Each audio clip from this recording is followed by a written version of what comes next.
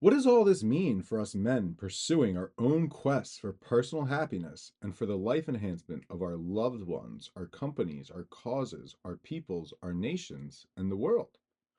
What functions does the magician energy of the mature masculine perform in our daily lives? The magician energy is the archetype of awareness and of insight, primarily, but also of knowledge of anything that is not immediately apparent or commonsensical. It is the archetype that governs what is called in psychology the observing ego.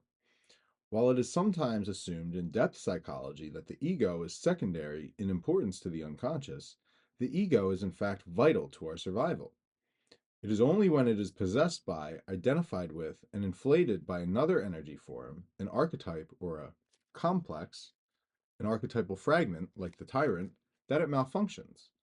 Its proper role is to stand back and observe, to scan the horizon, to monitor the data coming in from both the outside and the inside, and then, out of its wisdom, its knowledge of power, within and without, and its technical skill in channeling, make the necessary life decisions. When the observing ego is aligned with the masculine self along an ego self axis, it is initiated into the secret wisdom of this self. It is, in one sense, a servant of the masculine self, but in another sense, it is the leader and the channeler of this self's power. It is then a vital player in the personality as a whole.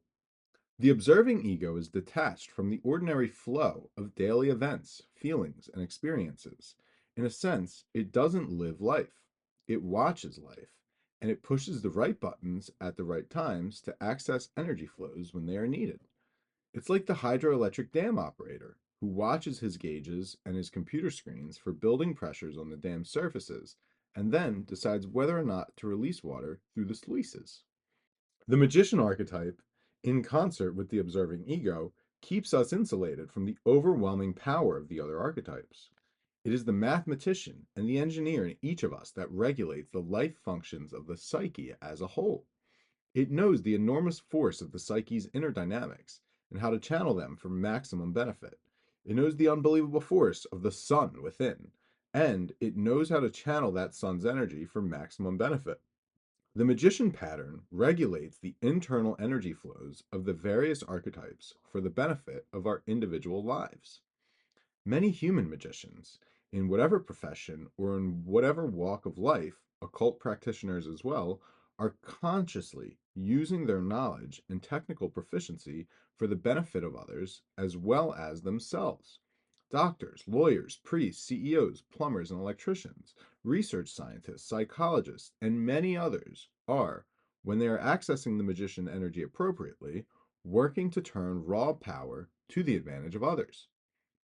This is true of the witch doctor and of the shaman with their rattles, amulets, herbs, and incantations, and it is equally true of the medical research technicians who are looking for cures for our most deadly diseases. The magician energy is present in the warrior archetype in the form of his clarity of thinking, which we've already discussed in some detail. The magician alone does not have the capacity to act. That is the warrior's specialty, but he does have the capacity to think.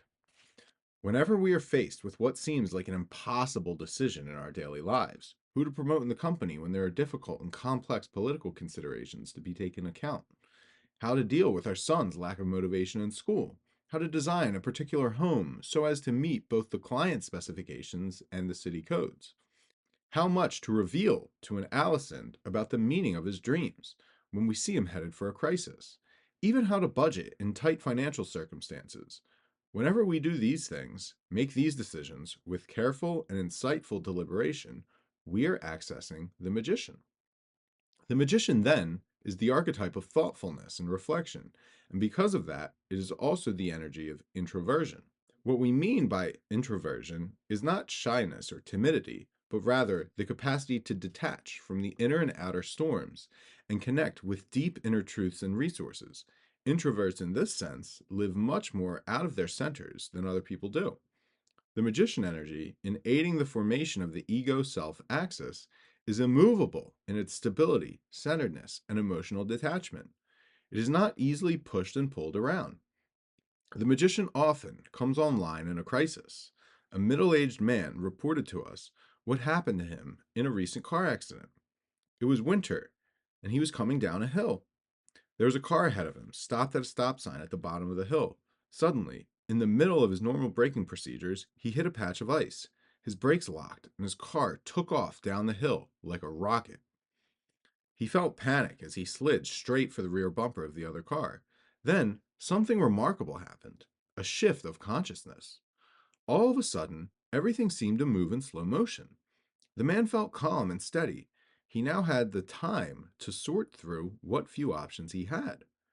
It was as if a computer took over, some other kind of intelligence within him, and a voice from within told him to release the brake pedal, pump it a few times, and steer as best he could to the right. That way, he would hit the car below him at an angle, minimizing the impact, and more or less harmlessly come to a stop in the soft, snowy embankment at the side of the road. The man executed these maneuvers successfully. Here's an image. It says, Hermes Trismegistus Suffix Sulfur and Mercury, engraving from Cimbala, Aurier Mensae, 1617, courtesy of the British Library in London. What we think he was reporting was sudden access to the magician energy, an energy whose detached knowledge of various possible outcomes and understanding of lines of forces of containment and channeling could help him, through technical proficiency, make the best of a bad situation. If we think for a moment about all the areas of our lives in which clear, careful thinking based on inner wisdom and technical proficiency would help, then we realize our need to properly access the magician.